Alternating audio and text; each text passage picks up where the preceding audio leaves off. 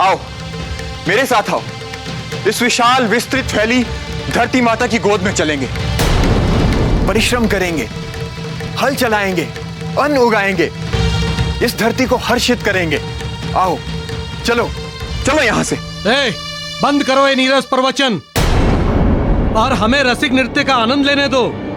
अब तुम हमारे राजा नहीं हो जो हम तुम्हारी बात सुने तथा माने, समझे? अरे ऐसे नहीं जाएगा, मार कर भगाओ इसे।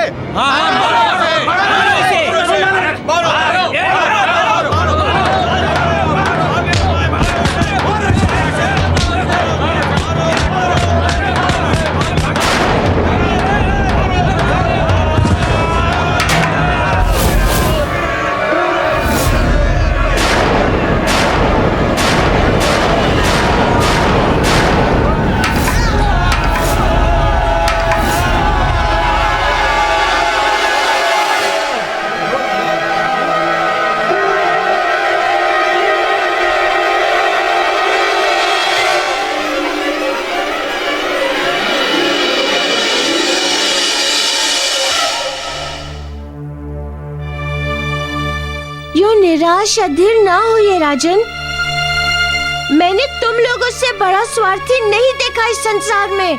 जिस राजा से लाखों स्वर्ण मुद्राएं प्रतिदिन दान स्वरूप प्राप्त करते थे, आज उसी राजा पर लाठियों का प्रहार कर रहे हो। जब बिना परिश्रम धन प्राप्त हो रहा था, तब तुम में से किसी ने ये प्रश्न नहीं किया कि बिना परिश्रम ये धन क्यों दिया जा रहा है। किंतु आज जब तुम्हारा राजा दान स्वरूप धन नहीं दे रहा, तुम्हें सद्मार्ग पर वापस ले जाने का प्रयास कर रहा है, तो तुम लोगों ने अपने उसी राजा की ये स्थिति कर दी। अरे मूर्खों, देखो देखो अपने राजा को देखो। जब अतुल धन राशि वाले राजा का धन समाप्त हो गया, तब फिर तुम लोगों का क्या अस्तित्व? क्या सोच रहे हो तुम लोग कि तुम लोगों का धन सदैव बचा रहेगा? सोचो, उस समय हेतु जब तुम्हारा ये धन तुम्हारे पास नहीं होगा, तब उस समय क्या करोगे तुम लोग?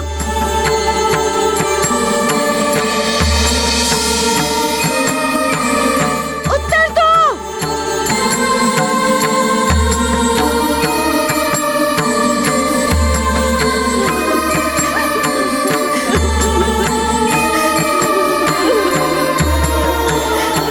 अपनी नहीं तो कम से कम अपनी स्त्रियों के बारे में सोचो, अपने बच्चों के विषय में सोचो।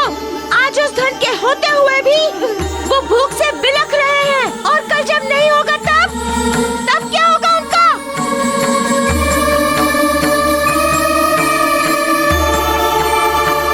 आप सत्य कह रहे हैं वानर बालक। हमारी आंखों पर कुबुद्धि की परत जम गई थी, हम भटक गए थे अपने मार्ग से। बिना परिश्रम के प्राप्त धन ने हमारी मति हर ली थी। माना कि हम सब के पास धन बहुत है, किंतु हम सब अपने वास्तविक आनंद से कई कोस दूर चले गए थे। आज अभी अज्ञानता का अंधकार छटने से स्पष्ट हो गया है कि आनंद उन्हीं सूखी रोटियों में था जो हमारे खेत से थके हारे आने के पश्चात पत्नियां अपने हाथों से परोसा करती थी। हम आनंद को नहीं, आनंद की प्रतिछाया को पकड़ने का प्रयास कर रहे थे। मौलिक आनंद, रास रंग इस नृत्य में नहीं था। परम आनंद तो उन्हीं खेतों में था, धरती माता की गोद में, उस मिट्टी में। हमें पुनः वो आनंद कैसे प्राप्त होगा वानर बालक, कैसे प्राप्त होगा? पुनः उस आनंद को प्राप्त करने हेतु तुम्हें वही करना होगा जो तुम पहले करते थे। खेतों में परिश्रम तथा परिश्रम से बहे पसीने की गंगा से खेतों को सींचने का कार्य।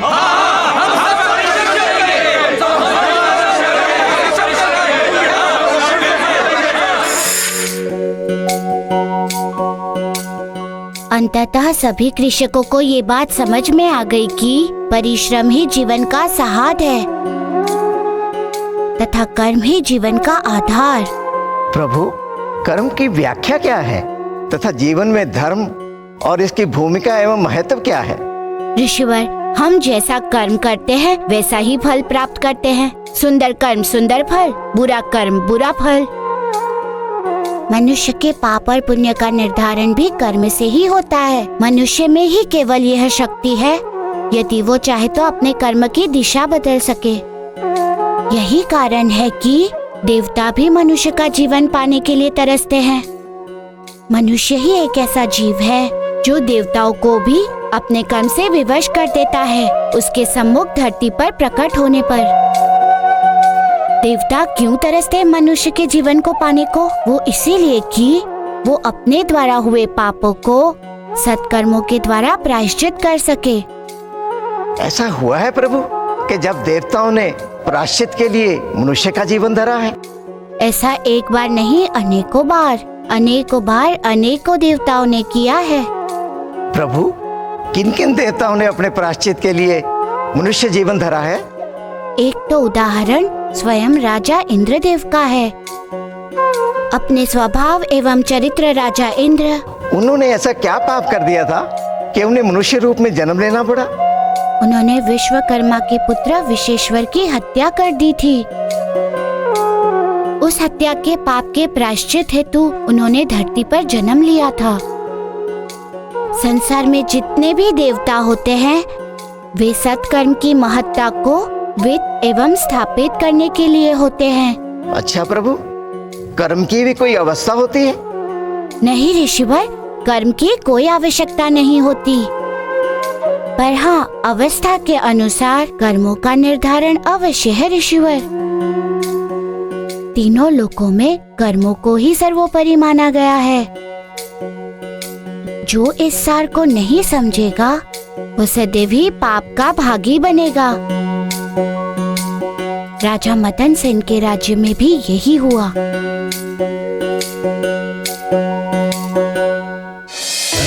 लाल लौटी सब आवई, हल चलाई सब अन्न उगावई। धरती के लाल लौटी सब आवई, हल चलाई सब अन्न उगावई। ओ अन्न के महिमा हनुमत गावही।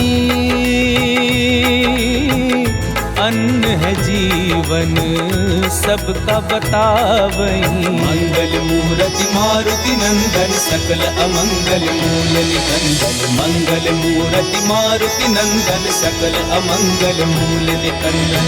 ओ धरती कैलाल लौटी सब आवही, हल चलाई सब अन्न उगावही। लाल लौटी सब आवही, हल चलाई सब अन्न उगावही। धरती के लाल लौटी सब आवही, हल चलाई सब अन्न उगावही। सच प्रभु, कर्म सर्वोपरि भी है और शक्तिशाली भी। कहाँ तो धरती बंजर पड़ी थी, पूरा राज्य अकाल से ग्रस्त था। कहाँ कुछ ही दिनों के श्रम से चहुं ओर हरियाली छा गई। संपूर्ण राज्य अन्न धन से संपन्न हो गया। कर्म के आगे सभी परिस्थितियों को झुकना पड़ता है ऋषिवर। प्रभु, उस खुशहाली और हरियाली को देखकर तो धरती माता बहुत प्रसन्न हुई होंगी। निसंदेह ऋषिवर, कर्म के फल को समझ जाने की इतनी प्रसन्नता उन किसानों को नहीं, उससे अधिक प्रसन्नता धरती माता को थी। किंतु राजा भी जो अब तक सिंहासन पर बैठे बैठे आदेश दिया करता था, अब वो भी अपने श्रम से धरती माता को सजाने संवारने में जुट गया था। और इस प्रकार राज्य की स्थापना हुई। कर्म से लोगों के जीवन की सत्ता एवं दिशा दोनों बदल गए। अंतर देखिए ऋषिवर, धन दोनों थे। जो राजा यक्षिणी से प्राप्त करता था और उसे प्रजा के बीच लुटा देता था, और धन ये भी था जो श्रम से अधिक था। उस धन से दुख और दरिद्रता थी, असंतोष एवं जिजीविषा थी, और इस धन से सुख और समृद्धि थी, संतोष एवं शांति थी। सच में कर्म जीवन को सफल बनाने का मूल मंत्र है। अच्छा प्रभु, आपने राजा को श्रम से अर्जित रोटी लाने को कहा था ना, वो तो आया होगा ना? हाँ ऋषिवर, बड़े गर्व और प्रसन्नता पूर्वक वो श्रम से अर्जित रोटी ले आया।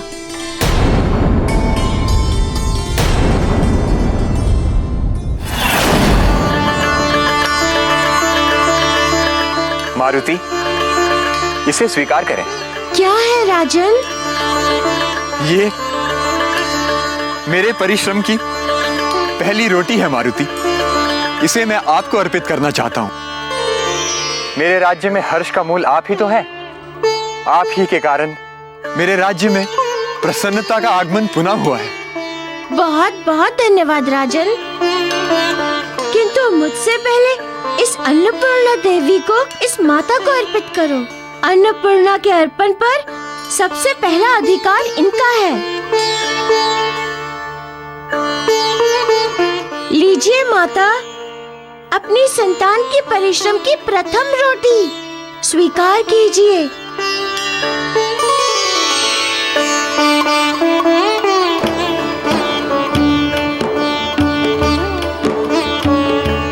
अब तो आप प्रसन्न है ना माता?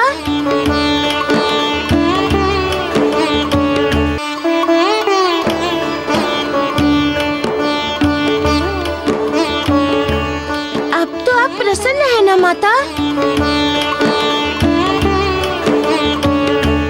आज तक इस संसार में मुझे किसी ने इतनी अधिक प्रसन्नता मेरी झोली में नहीं डाली पुत्र। तुमने मुझे तथा इस राज्य दोनों का अमंगल दूर कर दिया पुत्र। तुमने समस्त दुख हर लिए पुत्र। मैं तुमसे अति प्रसन्न हूँ। अति निराशा की सूखी काया में तुमने आशा एवं उत्साह का स्रोत भर दिया है पुत्र। तुम्हारा मंगल हो पुत्र। मुझे ज्ञात हो गया है मारुति कि प्राणी के जीवन में कर्म ही प्रधान है। कर्म बिना मनुष्य का जीवन निरर्थक है, आनंद विहीन है। मुझे ये स्मरण रहेगा तथा मैं अपने जीवन में इसका व्यवहार करूंगा। ये मेरा वचन है आपसे। आपके मुख से ये सुनकर प्रसन्नता हुई। अब आप जाइए तथा अपने राज्य को संभालिए। आप धन्य है मारुति, आप धन्य है, विलक्षण है आप। किंतु प्रभु, एक बात तो मेरी समझ में आई ही नहीं।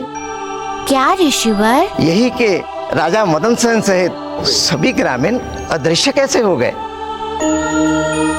ये कैसी माया थी प्रभु?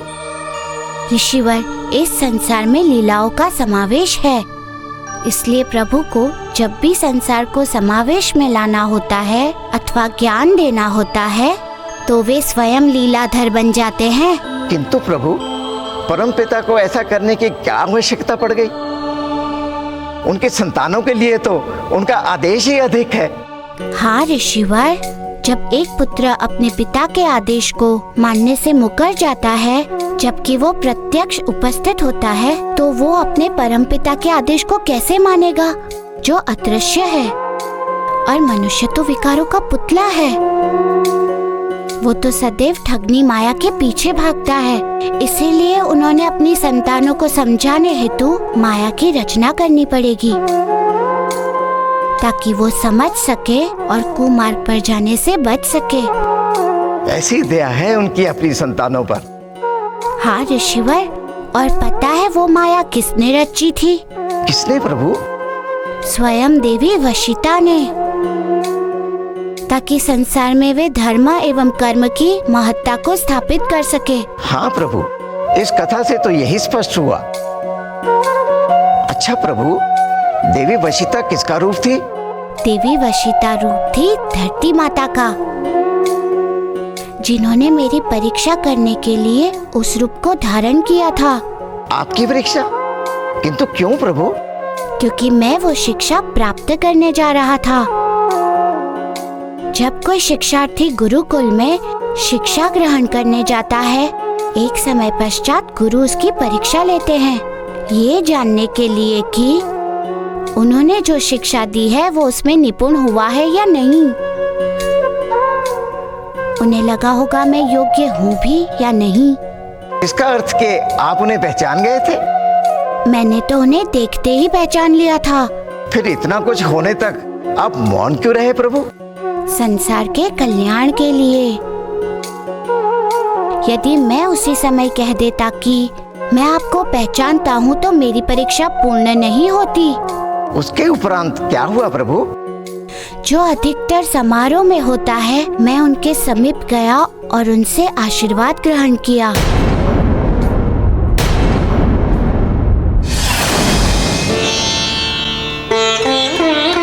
माता। हाँ पुत्र। अब मुझे भी आज्ञा दें। क्यों पुत्र? मैं कहीं की यात्रा पर हूँ माते। मुझे कहीं जाना है, पहुँचना है किसी कार्य की सिद्धि हेतु। मेरा अब और विलंब करना उचित नहीं होगा माता। किसी कार्य की सिद्धि हेतु? हाँ माता। जाओ पुत्र, अवश्य जाओ। किंतु मैं तुम्हारे किसी रूप में सहायक सिद्ध हो सकती हूँ तो अवश्य कहना। धन्यवाद माता। आपका इतना कहना ही मेरे लिए बहुत बड़ा संबल हो गया। धन्यवाद माता। आपका इतना कहना ही मेरे लिए बहुत बड़ा संबल हो गया। किंतु माता, मैं जिस यात्रा पर निकला हूँ उस यात्रा को मुझे अकेले ही पूर्ण करना है, बिना किसी के साथ के, बिना किसी के सहयोग के, केवल अपनी बुद्धि तथा अपने साहस के सहारे। जैसी तुम्हारी इच्छा। मेरा आशीर्वाद तुम्हारे साथ है। अब आज्ञा दें।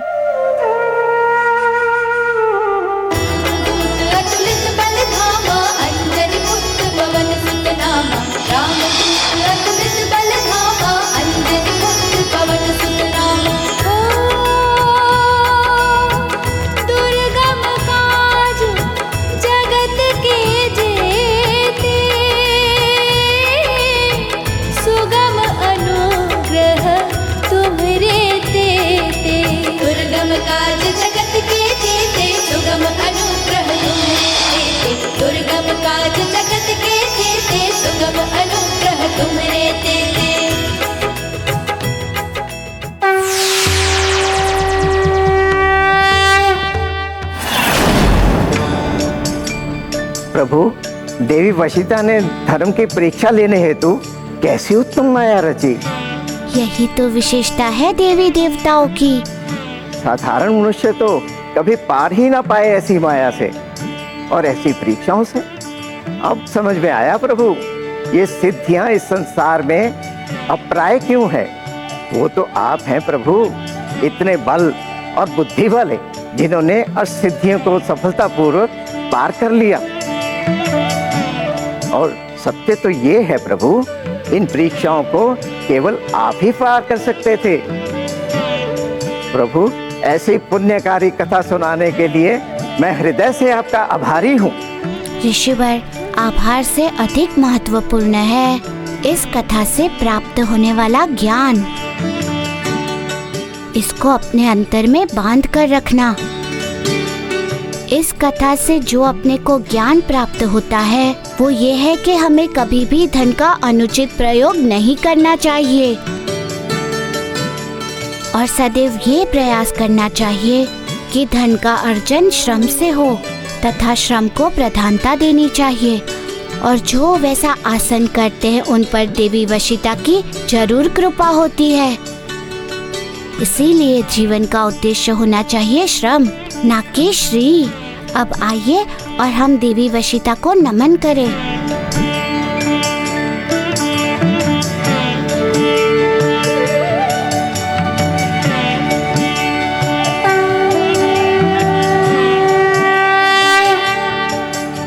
ऋषिवर, इस प्रकार अष्ट सिद्धि की प्रथम कथा पूर्ण हुई। अब इस कथा का पूर्ण फल प्राप्त करने हेतु आपको माता लक्ष्मी को प्रसाद अर्पित कर उसे वितरित करना होगा। माता लक्ष्मी को प्रसाद? किंतु प्रभु, ये कथा तो देवी वशिता की थी।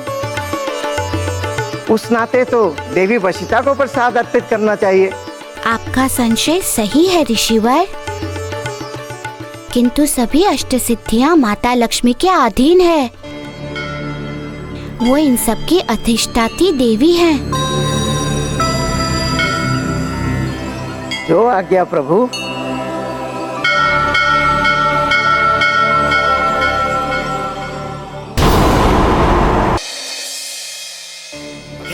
सिद्धियों के अधिष्ठात्री देवी माता लक्ष्मी, माँ हम तुम्हारी शरण में आए हैं, हम पर कृपा करो माँ, तथा मुझ पापी अधम के पापों का अंत करो। सुना है पूत कपूत हो सकता है, पर माता कभी कुमाता नहीं होती। माँ मेरा उद्धार करो, पाप के दलदल से मेरा उद्धार करो।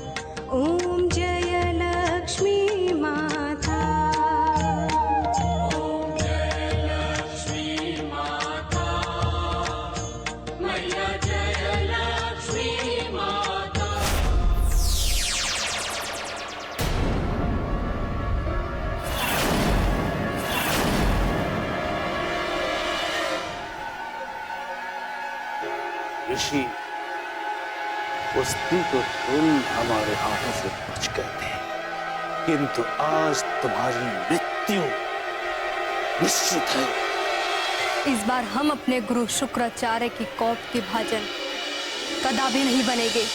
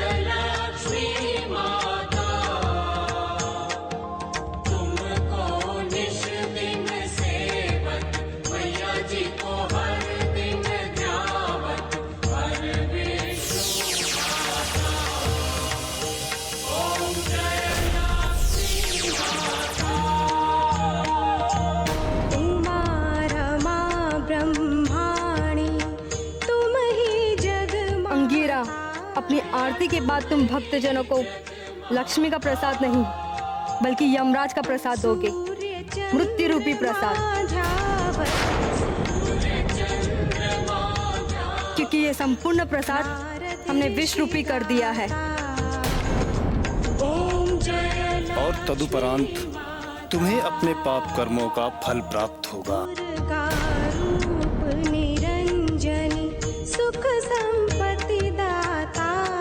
माता लक्ष्मी की, माता लक्ष्मी की।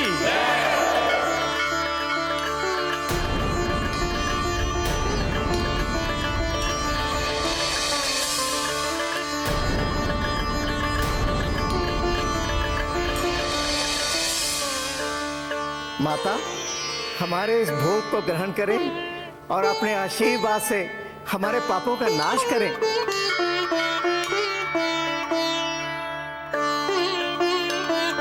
ऋषि,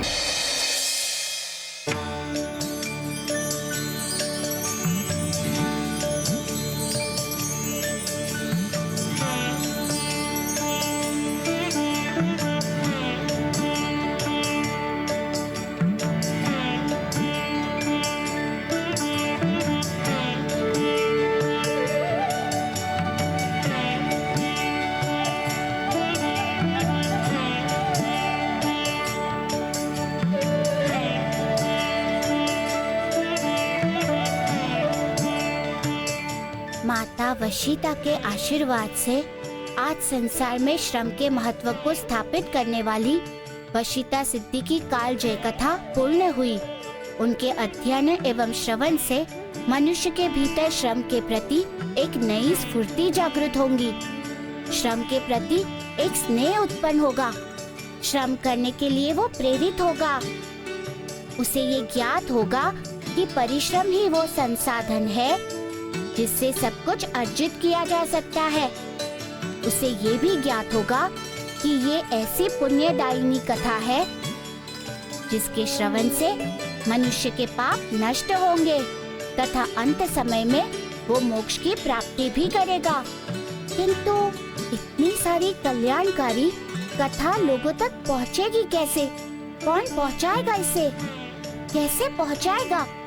यदि लोगों तक पहुंचेगा नहीं तो इस कथा को मेरे लिखितबद्ध करने का क्या लाभ होगा? कौन उचित है ऐसा व्यक्ति जो इसे सबके पास पहुंचाए? हाँ, एक व्यक्ति है जो इसे जन जन तक पहुंचा सकता है। इस पुनीत कार्य में मैं जामवन जी का सहयोग लूंगा। वो ही इस पुनीत कार्य को कर सकेंगे।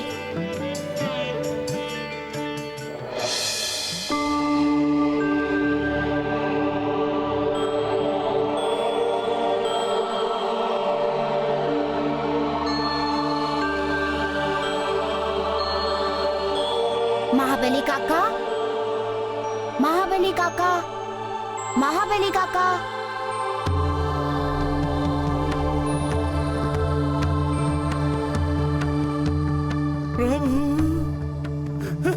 प्रभु, मेरे प्रभु हनुमान जी का स्वर है। आज इतने समय बाद मेरे प्रभु के मधुर स्वर सुनाई दिए हैं। आज इतने दिनों बाद आपने मेरी सुधि ली है प्रभु। मुझे ऐसे मत बिसानिए प्रभु, मुझे ऐसे मत बिसानिए। इन नैनों को अपने दर्शन दीजिए प्रभु। ये नैन आपके दर्शन को तरस गए हैं प्रभु, तरस गए हैं। इतने समय तक मैं आपको देखे बगैर नहीं रह सकता हूँ प्रभु, दर्शन दीजिए। उसी दूरी को तो मिटाने के लिए मैंने आपको याद किया है। आपके बिना मैं भी कहाँ पूर्ण हुआ हूँ काका। मुझे आपकी बहुत आवश्यकता है। आज्ञा दीजिए प्रभु, मुझे क्या करना है प्रभु, आज्ञा दीजिए।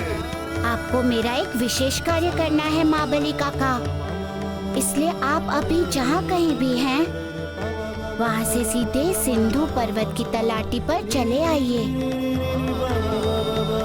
मैं आपकी प्रतीक्षा कर रहा हूँ। हाँ, जैसी आपकी आज्ञा प्रभु। मुझे तो प्रभु के दर्शन होंगे, मुझे तो प्रभु के दर्शन होंगे।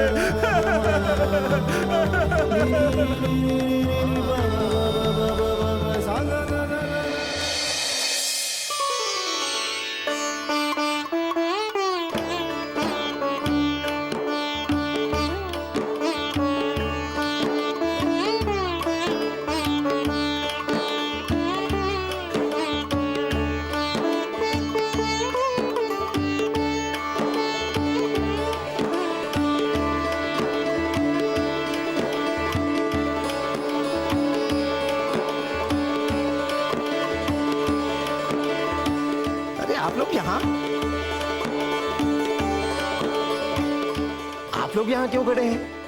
लीजिए, आप भी प्रसाद लीजिए।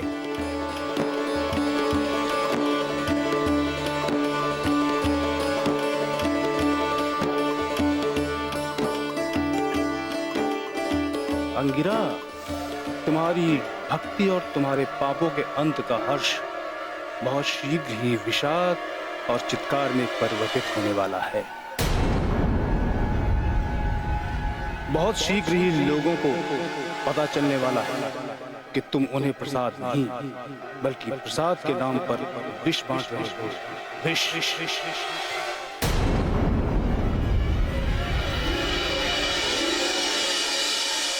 अरे क्या हो गया इन्हें? क्या हो गया? यहाँ से कैसे गिर पड़े?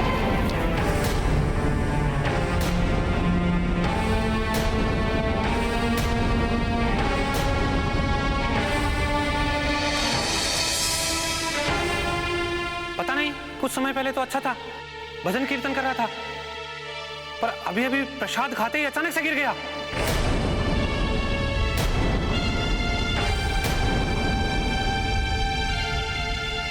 मैं समझ गया इनके गिरने का कारण।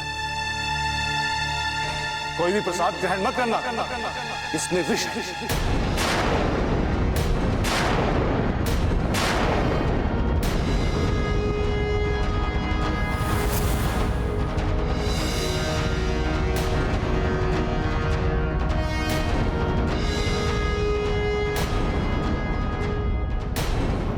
कोई भी प्रसाद ग्रहण मत करना, इसमें विष है।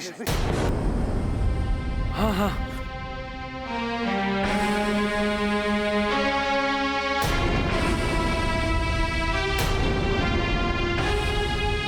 अंततः फंस ही गए ऋषि अंगीरा। अब चाहे कोई भी आ जाए, ना तो कोई इन्हें इनकी मृत्यु से बचा सकता है और ना ही अंगीरा को उसके मृत्यु दंड से।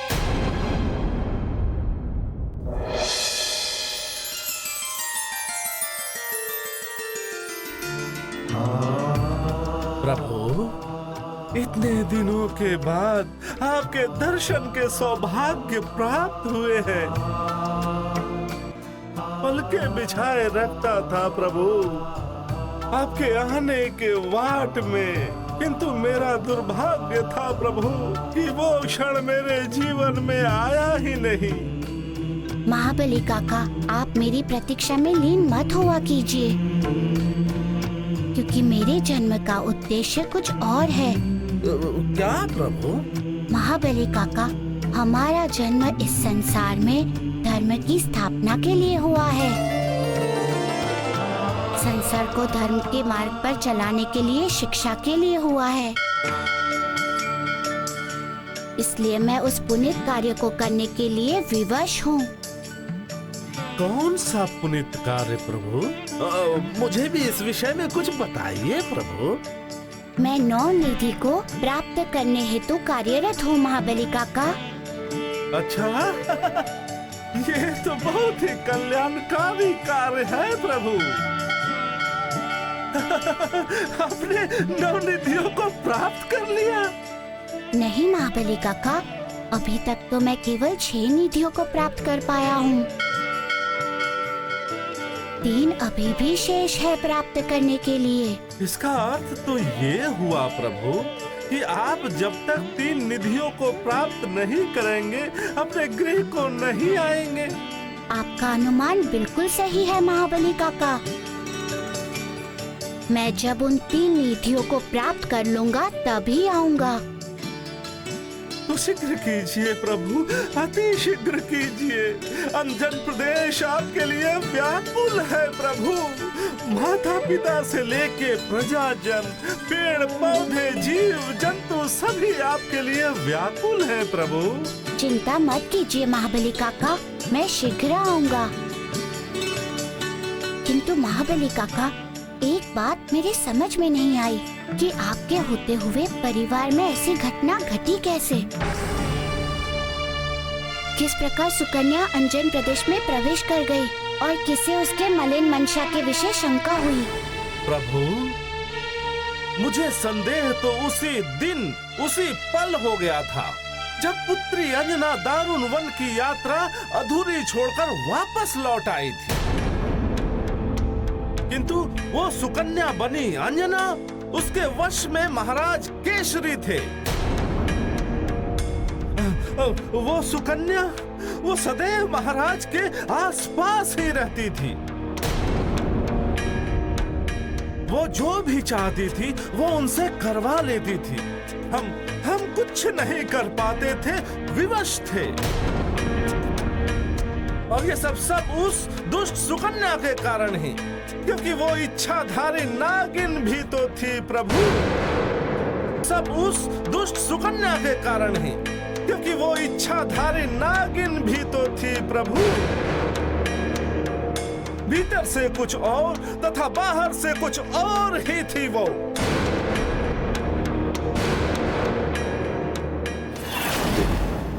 अच्छा हुआ कि आप यात्रा पर नहीं गई और बीच मार्ग से ही लौट आई।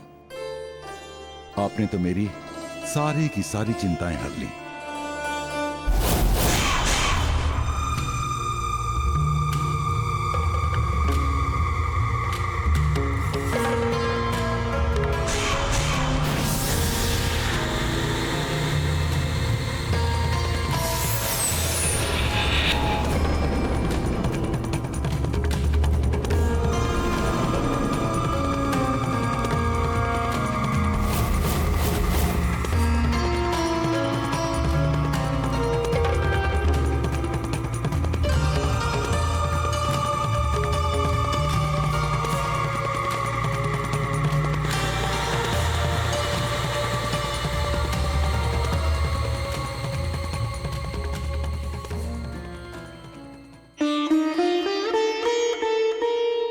स्वामी, देखिए मैं आपके लिए कितने मीठे बेर लाई हूं।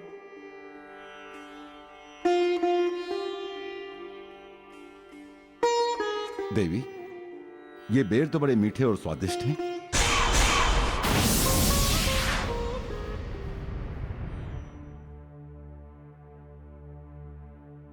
महाराज, मुझे आपसे एक बात करनी थी। हाँ देवी, अवश्य कहो, क्या बात कहनी है? मैं आपके लिए दारुंगन की यात्रा अधूरी छोड़कर आ गई। इसके कारण मेरा सर्पदोष तो वैसे के वैसे रह गया ना। देवी, फिर आगे? इसीलिए मैं एक नाग शक्ति यज्ञ करवाना चाहती हूँ।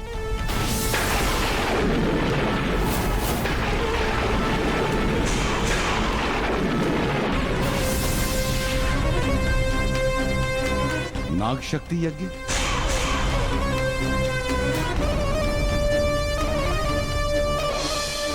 हाँ स्वामी, इससे हमारे सारे कष्ट, सारे अनिष्ट, सारे दोष दूर हो जाएंगे। हाँ देवी, ये तो आपने बहुत उत्तम सोचा है। आप ये यज्ञ अवश्य करवाएं।